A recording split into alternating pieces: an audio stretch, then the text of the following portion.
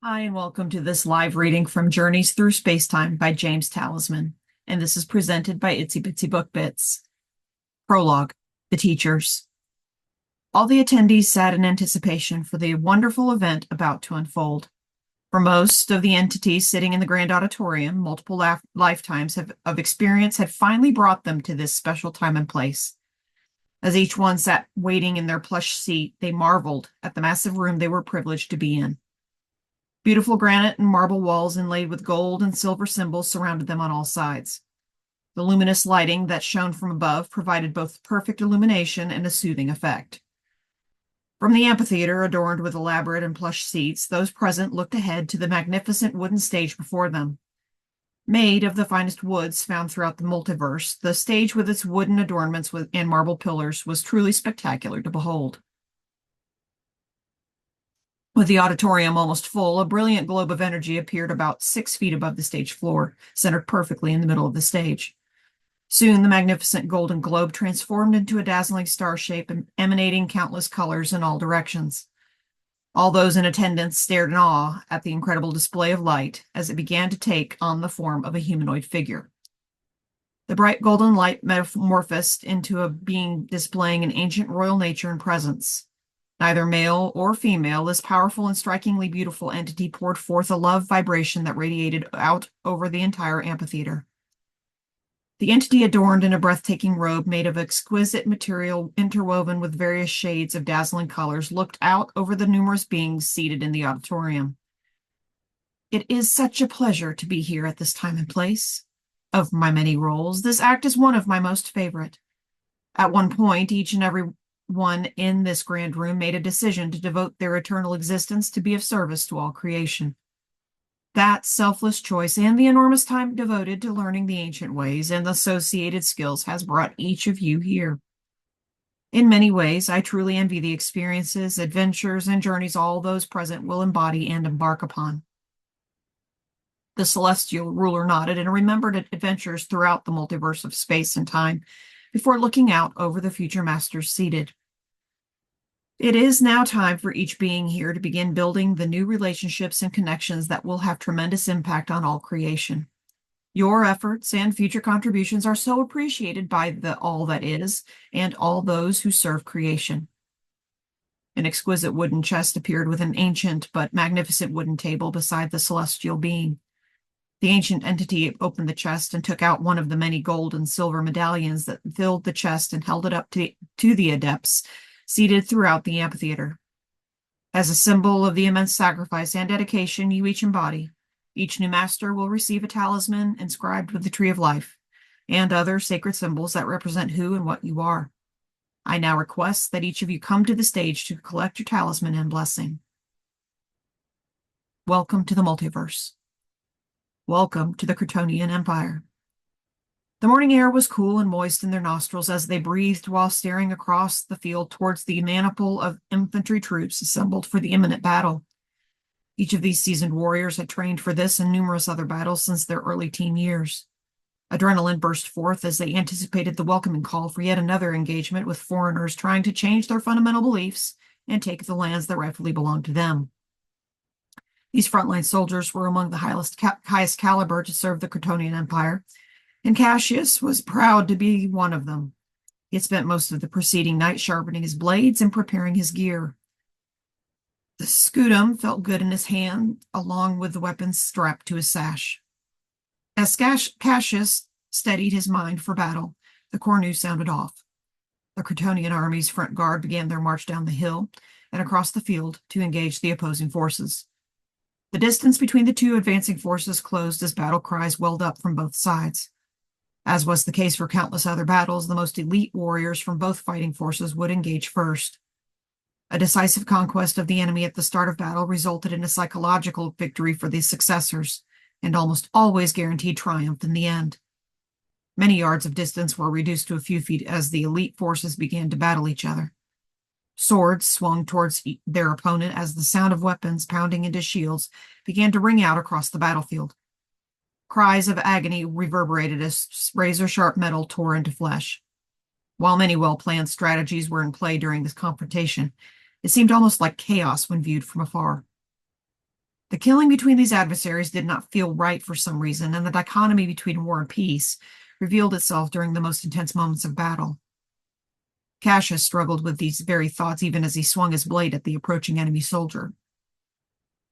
Thoughts such as, why am I trying to kill another soul? And what true purpose does all this fighting serve? Filled Cassius's mind as he executed the killing moves and counter blows that years of training had made automatic. I must let go of these thoughts and concentrate on the task at hand, thought Cassius as he countered yet another mighty blow with his scutum and swung his deadly blade down into the shoulder of his opponent. Blood from the wounded soldier flew into Cassius's face and eyes as the severed artery shot blood out in all directions. Temporarily blinded by the warm blood, he instinctively moved his shield into a position to protect his head and upper body. Violently shaking his head to remove the blood from his eyes, he swung his body and sword around 180 degrees to strike a blow at the enemy soldier who flanked him. The move caught the foreigner by surprise as Cassius's swinging blade removed the enemy soldier's head from his body. The sight of the enemy soldier's head flying through the air gave Cassius slight pause. He quickly regained composure and once again began the next advance on the oncoming forces. As Cassius ran towards the enemy, a paralyzing ring echoed in his head while an all-encompassing dizziness took over and made him drop to the ground. For a moment, the frenetic sound of battle left Cassius's head as blackness and silence took over. Now, in the void of his inner mind, Cassius saw a bright light and heard a voice say, I am sorry, but I must leave you for a while. Please do not forget what you have learned. You will survive this. Cassius opened his eyes to find his friend and fellow combatant standing above him with his hand stretched out to help him off the ground. Brutus yelled, Rise quickly, my friend. There is still a battle to finish. With the helping hand, Cassius quickly got back to his feet, the sound and sight of battle once again filling his senses.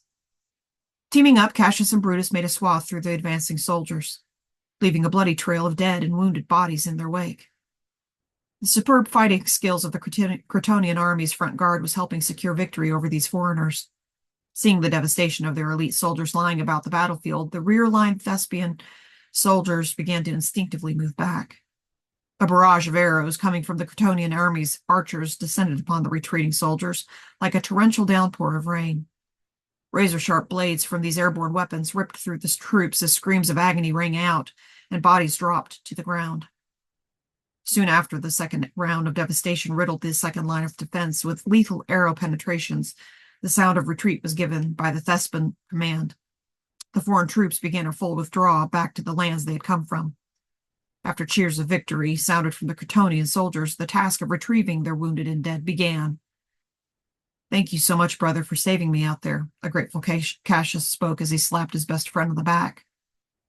Who would I have to celebrate this victory with if I had not? Laughed Brutus as he walked away to help with the cleanup.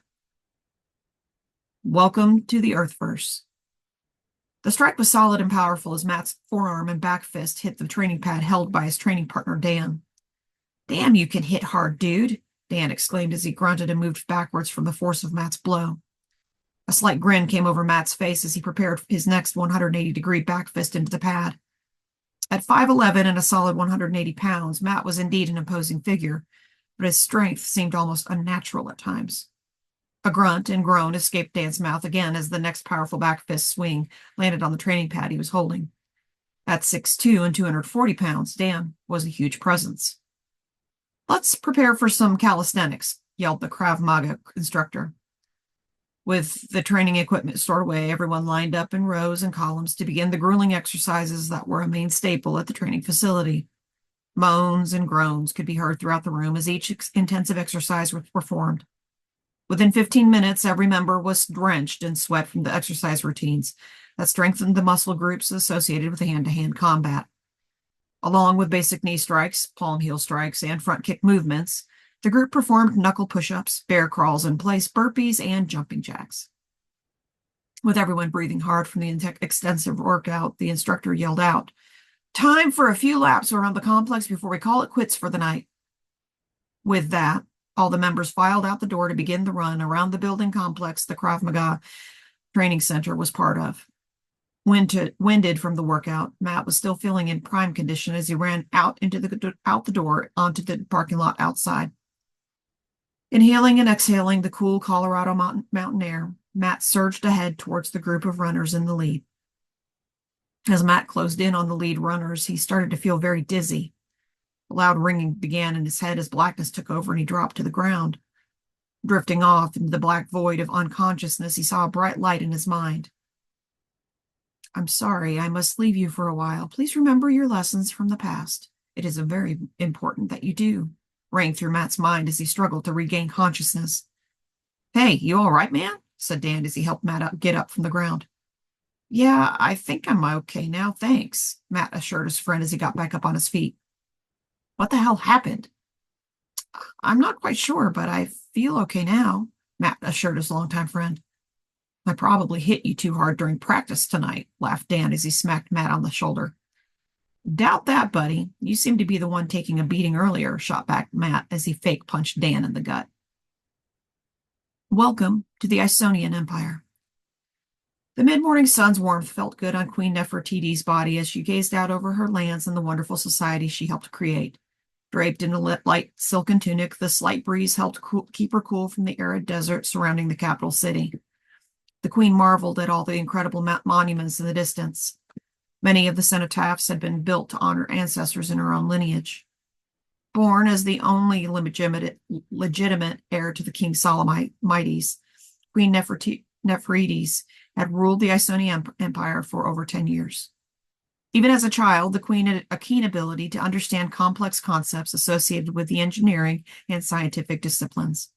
Due to his daughter's innate abilities for the sciences, King Solomonides made sure she had the best training possible to develop her natural talents. In addition, the queen studied the ancient esoteric wisdom associated with the alchemy of mind and the composition of true reality. Legend spoke of these ancient teachings and how they were part of creation from the beginning of time on the planet Urasa. Utilizing her innate abilities and her knowledge of the ancient teachings, Queen Nefertiti helped usher in the greatest period the Isonian Empire had ever experienced, and her subjects adored her for that. Eventually, the morning turned into evening. After a consultation with her many advisors and a wonderful meal, Queen Nefertiti bid her guests good night. The queen retired to the main palace terrace to meditate and ponder her plans for the next day. 2 moons shone brightly in the night sky as the queen gazed out again at the lands that made up some of the Isonian Empire. Reclining in her favorite terrace chair and closing her eyes to shield the bright moonlight, the queen journeyed inside her mind to that special place that was always void of all the numerous thoughts that filled her head most of the time. This special region in her mind brought her much peace, and she had learned how to enter this place at will. As the queen moved into this powerful space in her mind, her body would shudder from what felt like mighty jolts of energy entering it before a special brightness would engulf her inner paradise. Sensing an outside presence, Queen Nefertiti slowly came out of her meditation to find one of her most trusted assistants waiting to communicate with her. My queen, your baths have been drawn as requested, spoke Adoran.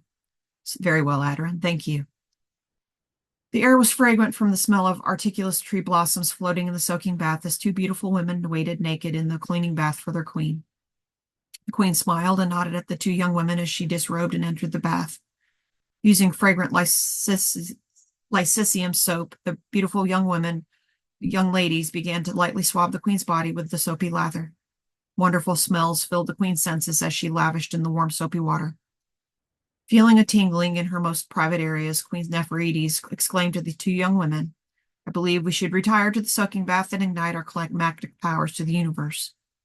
The 2 women giggled and nodded in agreement as they and the queen rose to join in the soaking bath. Rising out of the cleaning bath, Queen Nefertiti was a stunning woman whose prime physical shape revealed exquisite feminine curves. Queen's beauty matched her intelligence in every way.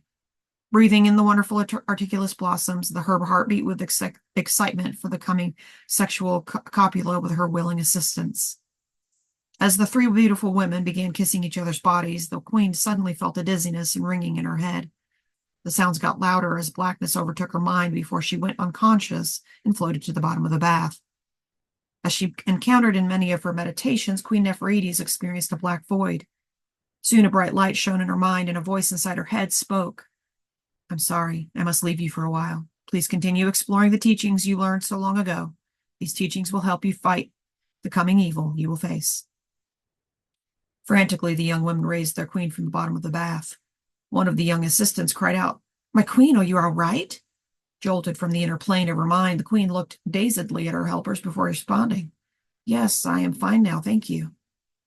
Queen Nepherides rose from the bath to be dried off and escorted to her sleeping chambers.